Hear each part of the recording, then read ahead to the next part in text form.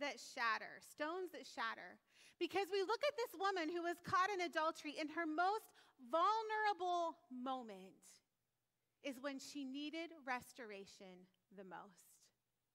When she was caught in her sin, when she was dirty and scared and alone. It's in that moment when she needed restoration the most that she was threatened by stones. And you might be saying today, well, Pastor Susie, that's never going to happen to me.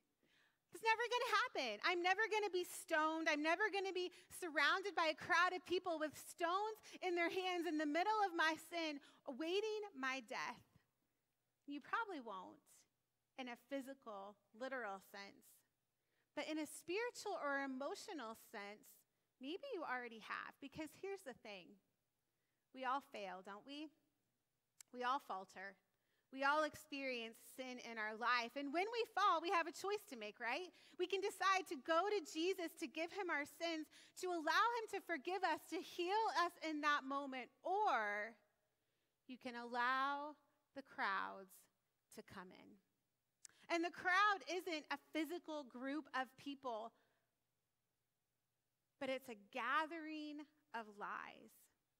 A crowd of lies that we allow ourselves to be told, that we allow ourselves in the most vulnerable moment, when we're the most broken, when we're the most alone, the most afraid, most in need of healing, instead of running to Jesus for our restoration, we begin to listen to the lies of the enemy.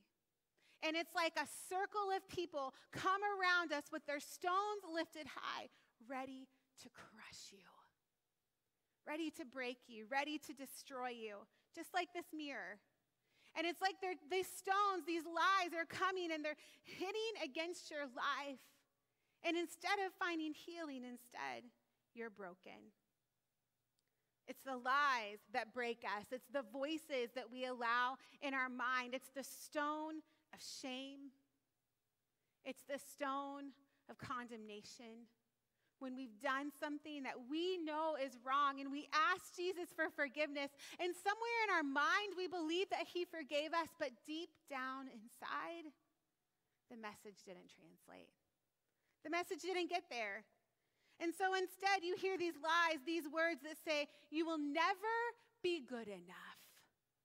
You will never be used by God. You will never be whole. And so we stand, even though Jesus has forgiven us of our sins, even though we are whole and perfect, even though we look okay on the outside, we stand in front of a mirror that says we're not. We look in this mirror, and all we see are the broken pieces. All we see is the destruction that the lies that we've believed and listened to have caused in our life. We see skewed. We see broken. We see twisted and warped, unlovable, used up, and good for nothing. A stone of shame, the stone of condemnation, can do damage even though you've been forgiven.